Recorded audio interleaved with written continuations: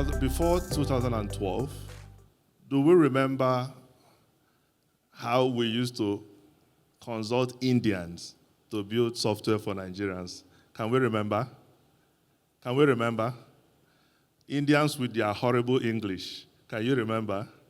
And after 2012, we noticed that Nigerians started taking over.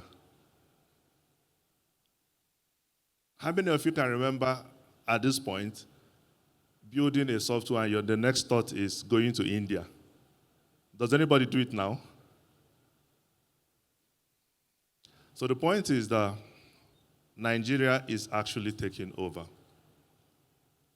In 2014, we set up this ecosystem in Lagos. We had this thing called the Yaba Tech Valley. We thought, that the future of tech is definitely going to be in Yaba.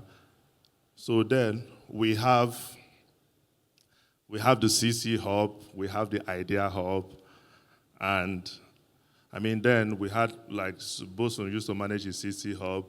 In our small community, we have Paystack, we have Flutterwave. Flutterwave practically, when we were building the first version of Educare, we practically worked in the same room. We were using my house then. We were working together.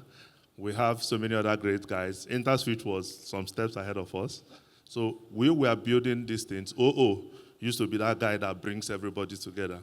So everybody practically knew themselves. Ini then, that was working on Andela, those early times, we used to have a lot of meetups. That energy was there. So we created amazing companies. Paystack sold his company some years back, for 200 million. Flutterwave, of course, valued at over 3 billion. And a lot of us are great businesses that have come out from that, our small ecosystem, right? Before I go further, I want to tell a little bit of my story and why we are different. And I would like the students to pay attention. In 2014, that was when I did my service. And I did my youth service in Lekki British, one of the, top schools then. Before then, I already started a company in 2007. And even while I was in school, I was making money. I was building software. I was making 1 million, 2 million every month. So that was when I was in school. So then there was nothing like remote work, but I was actually doing remote work. So that was why while I was in school, I never really had time. I didn't really enjoy my university. There was really not much social time. Either I'm working or I'm preparing for exams. But from that 2012 back to 2014, we've already built the audit system used in the Ministry of Power. We developed the application. So many other top quality applications, we built it. So that 2014, when I was serving there, the school wanted to build an ERP system to help them manage. I've seen different people come for presentations, and they never really accepted anyone. So I now told my head of IT, Tola, this is something I can build. He said, are you sure? I said, of course. So he said, let him bet on it. Meanwhile, then they were paying us 30,000 though. So I said, okay, let me work on it. My colleague then, Henry, he was this fellow copper with me. I told him, Henry, come and join me. You know how to do your graphics. You studied in Kwame Nkrumah. Let's work on this together. So we built the first version. From 30,000, I told the school, you know what? I said, you can't sustain me here. So what I'm going to do is I'm going to license this application to you. I'll license it to you at 1.3. So after back and forth with Ms. Laja, she has to agree. So they started paying me from 30,000 a month. They switched it to 1.3. So at that point, I couldn't work with them. I had to now start. I said, you know what? At this point, let's build a company. So at that first stage, the layer of our system, if you know how system architecture works, it wasn't built for scale. So for me to give another school another version of Educare, we have to set up a different kind of infrastructure and everything. So I knew that I need to do something different. So I needed money at that point. So you know what happens is when you don't have money, you tend to be a lot more intelligent and your brain is working. When you have money, your brain tends to be dull. Sometimes you tend to be stupid. That's why it seems as if anybody that has a lot of money, any small thing, they give out. Because most of the time, their brain power are not fully consumed. But when you don't have money, your brain is working. So at that point, I said, okay, you know what? Let me think of something. I went on social media, I went on Facebook. I created a page called Babies Are Beautiful. What I was posting there was beautiful babies. I grew from 0 followers to 8.7 million followers. So as at that time, people like Davido, Wizkid still have like 1 million followers then. So nobody in Africa had anything close to what I had in terms of followership. I was making a lot of money. Then the first money I made was $1,065 from Google. I can never forget that money. I went to 20K, 30K, 100K, right? So at that point, I was feeling very comfortable. I was very happy. I was already having these dreams. I want to be able to start hitting $1 million every month. This is what I've been targeting. On a fateful day, Facebook, you know, when they started this Cambridge Analytical stuff that they had to bring Mark Zuckerberg, they had to start firing him. So they have to start checking all accounts like us. I was the one that brought Nathaniel Bassi to social media because then I had a lot of people. I had Nathaniel Bassi, I had Abani Darego, I had Ndoka Obaibona, I had Fino. I was the one that also helped him to come up, even P Square them. So then I was actually very early. But I had all these accounts tied to my own account because I was managing all of them and I was also doing whatever I'm doing. Babies Are Beautiful was very popular. In the US alone, I had 5.5 million followers. So that was when, towards that point, Johnson & Johnson reached out. They said they wanted to buy the page for $26 million because my followership was very large. And I also said no because I had this dream. Cristiano Ronaldo was at 50 million followers. Sarcasm was at like 20 million. So I was still at 8.7. There's this one called Marriage is Beautiful. It was at like 8.2. So I was already seeing how I can get to 100 million, 200 million followers because no matter how, everybody loves babies, right? Whether you're a terrorist, whether you are this or that, you must love babies. So I layered on that popularity. So that's 2017. That was when my page, I posted a woman that was breastfeeding her baby, which for some reasons, Facebook said this is against their adult. They have given me already 2 strikes. They said this is against their policy. They took down my page. They took down my account. They took down everything. That was the last time I visited Facebook. So, but I learned one big lesson. Fortunately, I already raised some money anyway. I had some couple of things like for me, few millions of dollars. I think I had money. So I said, okay, you know what? I can never build my future on another person's infrastructure. So this is the only opportunity for me to be able to use these funds I have to invest in Educare. If you know how the tech ecosystem works, fintech attracts a lot of money. EduTech does not. So you need, for you to crack it, if you are fortunate like us, we'll be able to use our side hustle to get the money to build our dream. So that was how I was able to do it. At that early stage, GT Bank reached out to us. They saw what we've already done in Lekki British and a few other schools. They said they want to give us 20,000 of their customers. Let's partner. So what we had to do was we had to sync the application, rewrite the application, re-architect everything, because at that point, our plan was, if 20,000 schools come, can we carry it? That was how we changed everything. So after the whole back and forth, the deal didn't even work. They offered us, okay, you know what, let's buy you for 600 million then. We said no. For the fact that you can offer us, because me, I know banks. Banks are one of the most shrewd people. For them to see the value of 600 million in your business, that means it's probably 100 times more. So I said, we are not going to sell. Let's keep building. So at some point, the deal didn't work, but they still gave like some of the customers like Hokma, I think Hokma Salvation Ministry. Part of our customers, this GT Bank that gave it to us and some other few ones. So at the end of the day,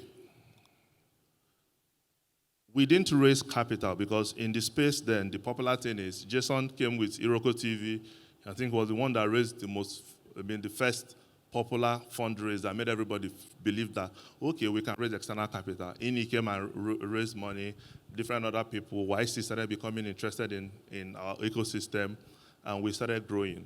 But I also don't believe in that. I said, I believe that I can use my brain power to be able to generate as much money as I wish. and it has always worked. In as much as I made some mistakes, I wish I sold the page to Johnson & Johnson, then probably I will have a lot more money then. But at the end of the day, we started building. Since I know that I no more have a Facebook as a lifeline, I have just one. My two legs are going to be in the water. Either we succeed or we succeed. That was when we started building. We started expanding, getting a lot more schools. I mean, even in Port Harcourt here, most of the top schools in Port Harcourt use Educare every day. So we were able to get a lot of people. We grew, and then we started becoming profitable, and then that was how we grew. So right now, I mean, we have over 2,000 schools, and everything has grown really well. But now, you know, as a young person, it's actually quite difficult. You want to build your business. One of the things I believed in, I'm one of those people that never believe in money. I believe money is not real. I believe money is, because one of the things I broke down money in 3 different forms. The most popular one we know is cash. That's the liquid form of money, right?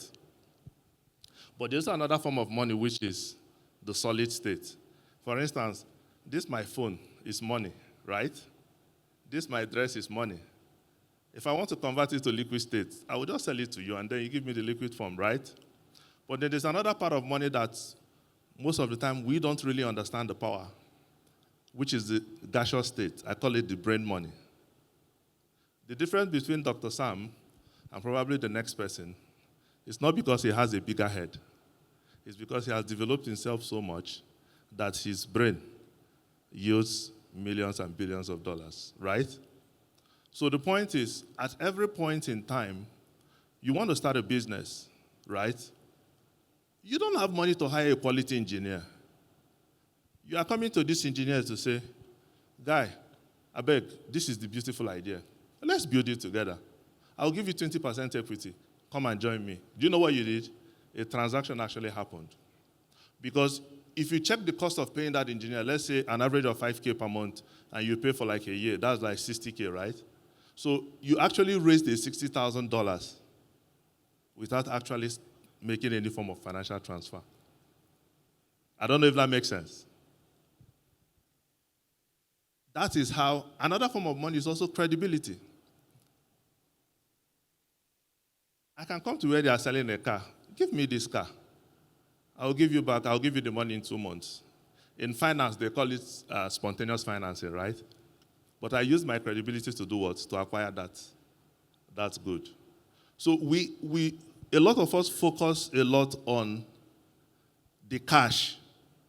For me, it's unreal because I give you 1 billion today. Tomorrow you wake up, 1 billion is already giving you at a value of this. What makes me believe that the next plot of land in this place is worth 1 billion? It's all about perception. It's not real. Because 2 people are building this. And a land that 5 years ago that was sold for 20,000 and tomorrow is being sold for what? 80 million, right? It is not real. That is why the real economy has a lot to do with what? Our brain power. So as a young person trying to build businesses, I built many of my businesses with 0 external funding. I was able to figure it out.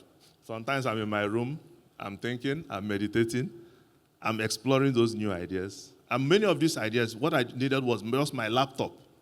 I had my laptop, I had my phone, and I created a lot of millions. Our business here is fortunately worth more than $200 million now. But however, this thing is basically intellectual investment. That is why as a young person, what you just need a laptop, and you just need internet. Right now we have AI, we have GPTs that you can use to ask on endless questions that can even understand you as a person, that can also help you. This is just a little bit of my story, and this is how I've been able to change the space.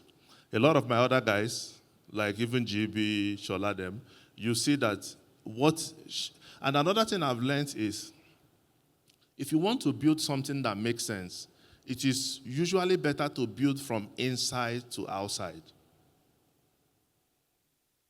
not trying to solve a problem from the outside alone. Paystack, before he built his stuff, he was working for banks, trying to help them. Even MoneyPoint. Tosin was working for InterSwitch for a while, right? And they lived in these problems before they came out to do what? Solve it. Flutterwave. GB was working with Access Bank. He worked with Access Bank for a while, and he was also heading the digital part of Access Bank. So he was also living in that problem before he came out to do what? Solve it. So sometimes, if you are privileged, it's good to, sometimes you can just do a volunteering work there for like a year. One, working there gives you some sense of credibility, because sometimes in life you always need a reference. Where have you worked? Who knows you? So sometimes you can offer yourself for free and then gain some experiences that can help you to do what? Build that company or the future that you desire. Most of the businesses that I've known that have actually succeeded, most of them came from the inside to outside. Even Access Bank, even many of them, Access Bank, they used to work with GT Bank. They understood these things, and then they built something that succeeded, right? So whatever you are doing, understand that in the reality, you don't have a limitation. Niger Delta is one region that I know that have one of the most brilliant set of people with the right energy. But I think at this point, we need to start harnessing it. We need to start shifting from the oil mindset to what? To technology mindset. Some of your peers, like the Saudi Arabians, the Dubai and all, you can see their direction, right? And I think it's important. There are a lot more potentials. One of the world's biggest economy is Silicon Valley, right? Which is 10 times bigger than most of the economies that also produce oil. This is just a state in the US, right? And I think there's a lot more potentials. So I will enjoin each and every one of us as we spend time to understand, to enjoy, to listen. Let's start reflecting within to know that we have superpowers and we can explore. One of the things I did, my recent battle with JAMB, I told them this is 2025. Unfortunately, we are no more in 2012. I was looking at the data. I saw children practicing. I already know my prediction. So when the results were completely abnormal, when I told them that, see, I am 100% sure that something is wrong with your system. When they saw the level of conviction and the amount of data that I was already presenting to them, that was when they had to know what, let's do another investigation. And that was how they saw these things. And the next year is going to be better. WAEC is already planning on going to CBT. And I'm sure that probably in 2026 they will have to do it. So why is the country moving to technology? Because I think we've already clearly seen that technology is the way to the future. We've been complaining about the level of malpractices in WAEC. And I simply told them, if you move fully to CBT, you will curb at the first layer, curb at least 80% of it, which by default improves the quality of the people we have. So this is the future. This is the only way. Whether you want to do agriculture, because technology basically is not really about software. Technology is basically a means whereby you can make something a lot more efficient, faster, and better. Technology is the way, and I will enjoy each and every one of us as we reflect, as we go home, as we enjoy every other conversation we have here. Let us know that the superpower we have is within, and we can all activate it. Thank you.